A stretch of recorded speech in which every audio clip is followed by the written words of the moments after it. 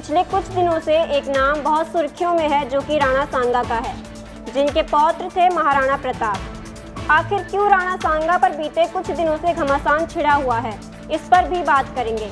नमस्कार, मैं तनिष्का राणा और आप देख रहे हैं IIMT न्यूज़। आइए रुक करते हैं एक खास खबर की ओर।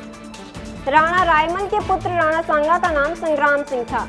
उनका जन्म 1482 में मालवा में हुआ। उनके जन्म के समय यह भविष्यवाणी की गई थी कि वह सिसोदिया राजपूतों का नेतृत्व करेंगे और 1509 में उन्होंने मेवाड़ की गद्दी संभाली।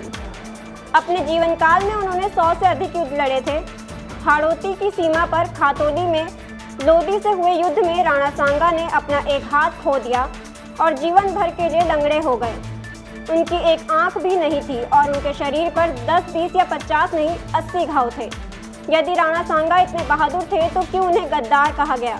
समाजवादी पार्टी के सांसद रामजी लाल सुमन ने यह दावा किया कि राणा सांगा ने बाबर को भारत बुलाया था।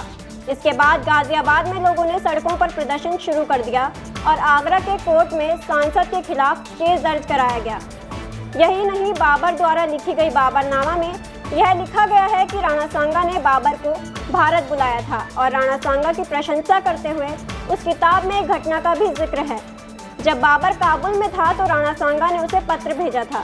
इसके अलावा अकबरनामा, तारीख-ए-फरिश्ता, एनाल्स तारीख-ए-अकबरी और एंटीक्विटीज ऑफ राजस्थान जैसी किताबों में भी इस बात का जिक्र है कि राणा सांगा ने बाबर को भारत आने का आमंत्रण दिया था। यदि राणा सांगा सच में गद्दार थे तो क्यों जेम्स टॉड, जो अपनी किताबों में राजपूतों का इतिहास लिखते थे, उन्होंने राणा सांगा को राजपूतों की आखिरी उम्मीद बताया था?